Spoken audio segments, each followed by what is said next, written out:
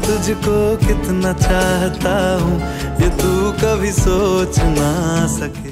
अक्षय कुमारेर ক্যারিয়ারের অন্যতম গুরুত্বপূর্ণ ছবি এয়ারলিফট, যা মুক্তি পায় 2016 সালে। রাজা কৃষ্ণ মেননের পরিচালনায় এই ছবিটি আজও দর্শকদের মনে গভীর ছাপ রেখে গেছে।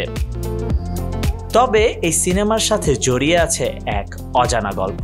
প্রযোজক নিখিল আদভানি সম্প্রতি জানান, প্রথমে এই সিনেমার জন্য তিনি ভেবেছিলেন ইরফান খানকে।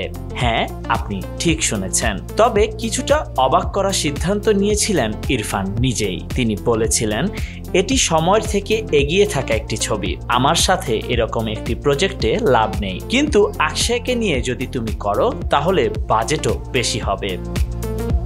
একটি সিদ্ধান্তের চিহ্ন যা বদলে দিল ছবির গল্প। অক্ষয় কুমার যখন চিত্রনাট্য পড়লেন তখন থেকেই তিনি বুঝতে পারলেন এই ছবিটি শুধু একটি সিনেমা নয়, একটি ঐতিহাসিক যাত্রা।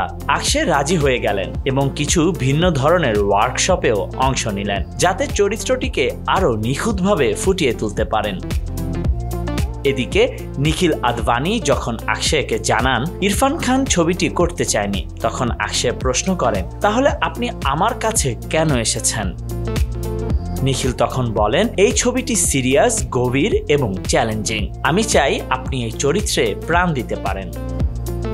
এভাবেই এয়ারলিফট হয়ে ওঠে অক্ষয় কুমারের ক্যারিয়ারের একটি অন্যতম মাইলফলক, একটি সিদ্ধান্ত যা বদলে দেয় সবার ভবিষ্যৎ। Khandakar Ishtiaq, News Now 24।